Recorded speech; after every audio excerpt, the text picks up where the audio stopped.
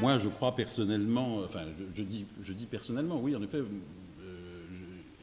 j'ai été amené, enfin, la façon que j'ai pourquoi est-ce qu'on écrit? Bon, pourquoi est-ce qu'on écrit? Je pense qu'on écrit parce qu'on n'est pas satisfait de l'ordre du monde, voilà. Bon, pour le dire aussi simplement que ça. Si on était très satisfait de... Enfin, si on était... Oui, si on ne trouvait rien à redire, eh bien, on n'écrirait pas, et je ne pense pas, ou on ne ferait pas de la peinture, etc. Enfin, bref. Bon. Donc, disons que, voilà, tout simplement, il y a quelque chose qui a... Au départ, quelque chose qui ne colle pas, quoi, qui ne va pas, qui ne marche pas, bon, qui n'est pas acceptable. Bon, disons que ça, c'est un point commun, mais vous voyez bien que les conséquences ne sont pas... Et enfin, pour reprendre un autre point qu'a abordé Olivier Rollin, moi je serais bien incapable aussi de parler d'une dimension politique à l'intérieur de ce que je fais, et puis de manière plus générale à l'intérieur de ma vie, puis de ça j'ai pas envie d'en parler.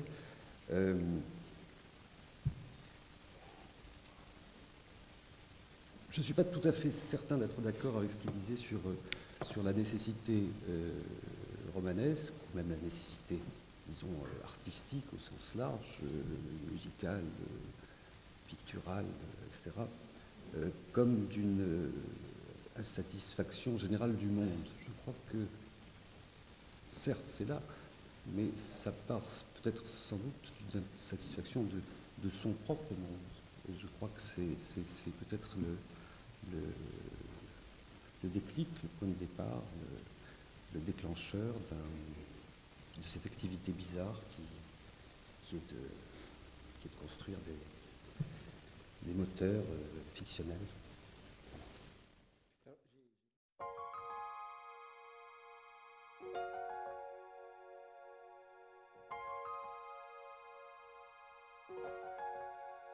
You're free. Eh bien, il y a une réponse comme ça, pour une réponse boutade, ce serait de dire, voilà, parce que j'ai fini, je suis revenu à mon point de départ. Ce qui m'excite le plus, c'est-à-dire de commencer un roman, c'est le commencement du roman qui est pour moi le plus... C'est pour ça que j'écris des livres. Le plus excitant, c'est de commencer complètement dans le brouillard, oui, sans savoir exact, en espérant que l'écriture va m'amener à quelque chose que j'ignore. Je ne sais absolument, non, je ne sais pas du tout où je vais, même si on m'a dit que mes livres étaient construits, mais ça n'est pas. C'est une construction au fur et à mesure, c'est une construction qui est générée par chacun des mots, qui est poussée par chacun des mots. Et moi, c'est précisément ça, c'est précisément cet aveuglement-là, ce brouillard-là qui me fait écrire. C'est vrai que là entendant dire que je sais pas, c'était dans un article de journal, on avait dit que j'étais née 14 ans après la guerre, mais c'est vrai que c'est une prise de conscience que j'ai eue un jour où on m'a demandé d'écrire un texte en tant qu'écrivain sur mon rapport à la Seconde Guerre mondiale. Et donc j'ai mis la date 1945, libération des camps, si on peut plus utiliser ce terme, et la mienne, 1959, et tout d'un coup je me suis dit, mais ça fait 14 ans, quoi. Et 14 ans, quand on a atteint un certain âge, c'est-à-dire le mien, on sait que c'est absolument rien du tout, quoi. 14 ans. Je suis née 14 ans après la fin de la Seconde Guerre mondiale, et je crois que ce texte L'Ongle Rose est en partie issu de ça, parce que dans ma première version, je commençais autour de ça, quoi. Autour du fait que j'étais née 14 ans après la Seconde Guerre mondiale, et pour moi, ce texte, un jour on m'a demandé quel avait été oui, effectivement, le moteur, mais le fait que je m'étais mise à écrire ce texte, je voulais écrire autour de la guerre, mais pas forcément la Seconde Guerre mondiale.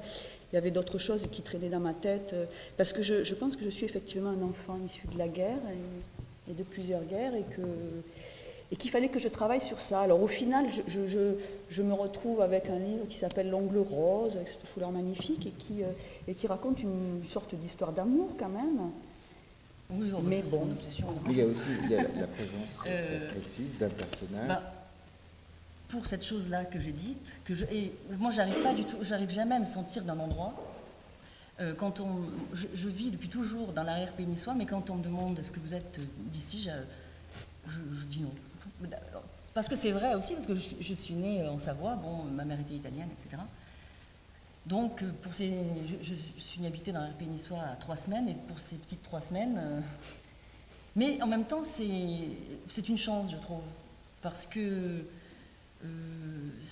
c'est ce sentiment d'étrangeté permanente qui me fait écrire, me semble-t-il. Et puis, bon, j'habite un endroit aussi qui est très marqué par l'étranger. C'est pas Nice, par exemple, c'est une ville très récente qui a été entièrement façonnée par les étrangers, même si maintenant elle a une image de repliement, mais elle est le contraire de ça. C'est une ville qui est sous le signe de l'exil, fut une dorée, et de l'étranger, vraiment. Et moi, ça me plaît beaucoup. Et d'ailleurs, souvent, on me regarde de travers parce que je dis que j'habite Nice, ça fait pas très sérieux, c'est pas très politiquement correct, et ça me plaît beaucoup.